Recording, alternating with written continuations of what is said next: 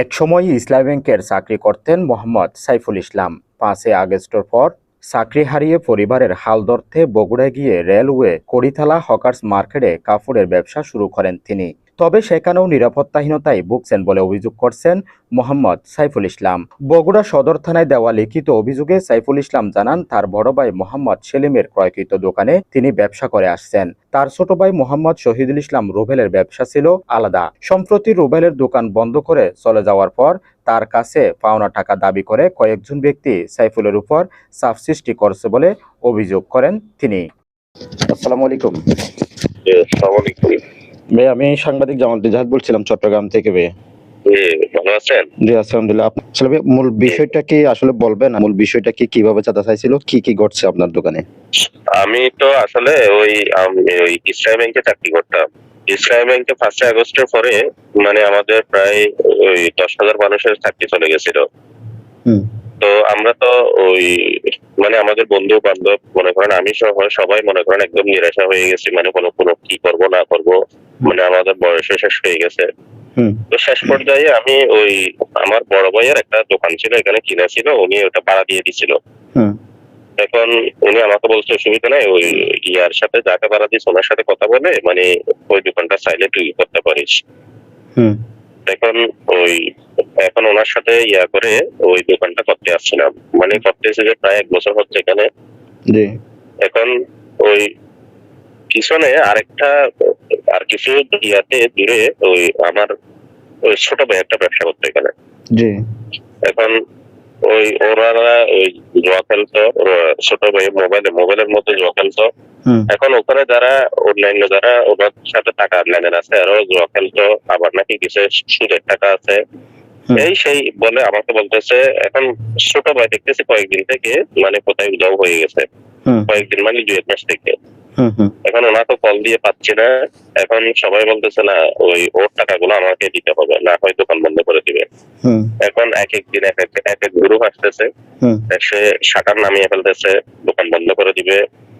ওই ১ সপ্তাহ সময় দিলাম, ২ দিন সময় দিলাম, টাকা কি করবে না করবে, মানে আমি মানে অতুষ্ট অবস্থায় আছি, মানে কিছুই। অভিযোগে বলা হয়, গত ৪ আগস্ট রাত ৮:৩০টার দিকে মনির নামে এক ব্যক্তি ১৫ থেকে ২০ জনকে সঙ্গে নিয়ে সাইফুলের দোকানে এসে টাকা দাবি করেন। টাকা দিতে অস্বীকৃতি জানালে তাকে ভয়ভীতি দেখানো হয়। একই সঙ্গে টাকা না দিলে বগুড়ায় ব্যবসা করতে দেওয়া হবে না এবং দোকান দখল করে নেওয়ার হুমকি দেওয়া হচ্ছে বলেও অভিযোগ করেন তিনি। মহেশখালী নিউ মার্কেটে সাফ কবলায় রেডি দোকানের মেলা, বিশেষ ছাড়ে নিচ তলায় ১৮ লাখ টাকায় দোকান। গোরখকাটা লামার বাজারে আধুনিক shopping mall Maheshkhali new market. এখনই রেডি দোকান কিনে ব্যবসা শুরু করুন। এরপর গত ৯ আগস্ট রাত ৯টার দিকে অভিযুক্তরা তার বাসায় গিয়ে ডাকাডাকি ভয়ভীতি প্রদর্শন করে বলেও অভিযোগে উল্লেখ করা হয়েছে। এ সময় তার বড় ভাইকে বগুড়ায় নিয়ে আসতে এবং ছোট ভাইয়ের পাওনা টাকা পরিশোধ করতে চাপ দেওয়া হয় বলে অভিযোগ তার। আমি প্রধানমন্ত্রীর এলাকায় আছি, আমি চাই একটু নিরাপত্তা পাবে আমি যেন ব্যবসাটা করতে পারি। আমার নাম সাইফুল ইসলাম, আমার বাড়ি হচ্ছে চট্টগ্রাম। গত বছরের অক্টোবর মাসে এসে ডিট করে আমি এই দোকানটা ভাড়া নিচ্ছি। এখন ভাড়া নিয়ে এসে আমি করতেছি এই মাসের ৪ তারিখ দেখতেছি কিছু লোক আমাকে এসে ওই দোকানের শাটার টেনে বলতেছে মানে দোকান বন্ধ করে দিবে, তারপরে ওই টাকা দিতে হবে আমার। এখন আমি ওনাদেরকে যে বললাম আমি কেন টাকা দিব, আমার কারণ কি, বলছে মানে আমার ছোট ভাই থেকে নাকি এরা নাকি সুদের উপর নাকি টাকা লাগাইছে, মানে ওই টাকাগুলো নাকি আমার দিতে হবে। তাই বলছে আপনি সুদের উপর টাকা লাগাইছেন ছোট ভাইকে, তাহলে ছোট ভাই থেকে নেন। বলছে আপনাদের ডকুমেন্ট আছে? ওনারা বলছে হ্যাঁ ছোট ভাই আর আমাদের কাছে চেক আছে। আমি বলছি থাকলে তো ভালো কথা, আপনারা ওই আইনগত ব্যবস্থা নেন। ওনারা বলছে আইনগত কোনো ব্যবস্থা নাই, মানে ওনারা নাকি আইন তৈরি করে মানে আমাকে তুলে নিয়ে যাবে, আমাকে হুমকি ধমকি দিচ্ছে। মানে আমি খুব দুরবস্থায় আছি। আমি প্রধানমন্ত্রীর এলাকায় আছি, আমি চাই একটু নিরাপত্তা পাবে আমি যেন ব্যবসাটা করতে পারি, মানে আমার ছেলে মেয়ে নিয়ে কোন রকম আমি যেন সংসারটা চালাতে পারি।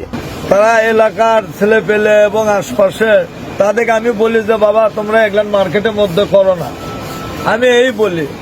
এবং এখানে যে কার্যকলাপ হচ্ছিল ওই দিন আমরা তো মনে করো আমাকেও গালাগালি করছে।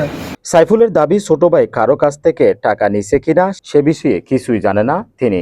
তার ভাষ্য, যার কাছ থেকে টাকা পাওনা তার কাছ থেকেই টাকা নেওয়া উচিত। ঘটনার বিষয়ে মার্কেটের ব্যবসায়ীরা অবগত রয়েছেন দাবি করে সাইফুল সদর থানায় লিখিত অভিযোগ দিয়ে তদন্ত সাপেক্ষে প্রয়োজনীয় আইনগত ব্যবস্থা নেওয়ার আবেদন করেছেন। News desk, Chatga TV, Chittagong.